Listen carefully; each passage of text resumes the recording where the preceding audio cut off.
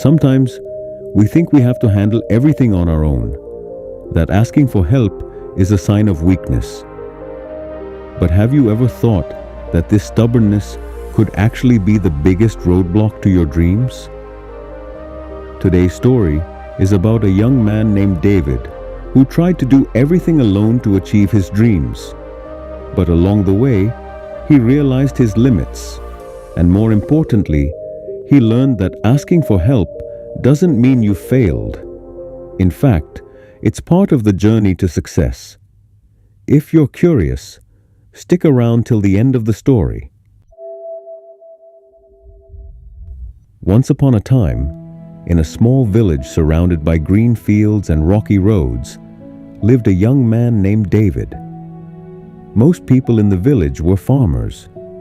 Life there was peaceful, but full of challenges. David, 23 years old, worked as a carpenter. He had learned the craft from his late father. He owned a small shop in the village, but the roof was falling apart. Every day, David worked alone, building chairs, fixing old tables, and dealing with customers who always tried to bargain down his prices. After all the effort, he barely made enough to buy bread, soup, and firewood for the winter. But David wasn't satisfied with just getting by. In his free time, he'd sit by his small window and look out at the distant hills, dreaming. "I'll have a big furniture store of my own. People will come from far away just to buy my furniture." Reality, though, was tough. Every time he tried to save money, some unexpected expense would show up. A leak in the roof, a broken tool, or a medical bill for his sick mom. Some villagers laughed at his dreams. One farmer even said, "David, you can't even afford good wood, and you're dreaming of a big store." Those words cut deep, but David never gave up on his dream. One day, an elderly man named Mr. Aziz visited David's shop. He was a traveling merchant, known for his wisdom. He asked David to build a large dining table and gave him a week to do it. It was the biggest job David had ever gotten, and the pay was good too. But halfway through, trouble started. On the third day, David ran out of wood. He went to the local wood supplier, but due to winter demand, the prices had doubled. He could only afford half the wood he needed. David thought, "I can't ask Mr. Aziz for more money." He tried borrowing money from a guy named Walid, but Walid just laughed and turned him down. David wondered, should I just sell my shop? Is chasing this dream just foolish? That night, he sat on an old bench, staring at the little money left on his table, wondering if he was being greedy. Then he remembered his mother's words. "David, every big thing starts with a small step. Don't be afraid to start no matter how hard it gets." The next day, with new motivation, David went to the city. He brought along a few small pieces of furniture, some folding chairs he made, to try selling them. It was a risky move. If he didn't sell them, he wouldn't even have enough money to get back home. He set up a tiny stall in a busy corner of the city market. At first, no one paid attention, but around noon, a wealthy lady came by and was impressed with his work. She ended up buying all the chairs. With that money, David bought the wood he needed and went back to the village. He finished the table right on time. Mr. Aziz was thrilled. "You're a talented young man," he said. "Never give up on your dream."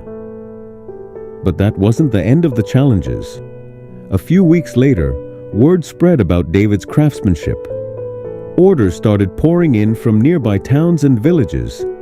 Then came a huge opportunity. A businessman from the city placed an order for 10 dining tables to be delivered in just 1 month. In return, he offered a large payment. It was a big break, but also a huge challenge. Tight deadlines, high-quality wood, no extra workers, and a tiny workshop. It seemed nearly impossible. Still, David said yes. That night, he sat down to make a plan. If he worked non-stop from morning till night, it might just be doable. But he didn't have enough money for the wood. In the end, David decided to sell the last memory of his father, a gold watch. It had deep sentimental value. As he stood in the jewelry shop selling it, tears welled up in his eyes. But he knew it was just one more step, and sometimes you have to take risks to achieve something big. With the money, he bought the best wood and worked day and night. He often skipped meals and barely slept. His hands were cracked, his head ached, but he didn't stop. Villagers said, "David, take a break. You'll get sick." But he didn't listen. In the final week, one of the tables kept breaking because of a flaw in the wood. That's when his mom walked into the shop and saw David sitting with his head down. She said softly, "Son, take a rest. Life isn't just about chasing dreams. You have to take care of yourself too." Through tears, David replied, "I just want to prove that I can do this. Don't worry, Mom. We're going to come out of this poverty soon." She placed a hand on his shoulder and said, "You've already proven a lot. Your hard work, your patience. But remember, if your health breaks down, all this success will mean nothing." David sat in silence.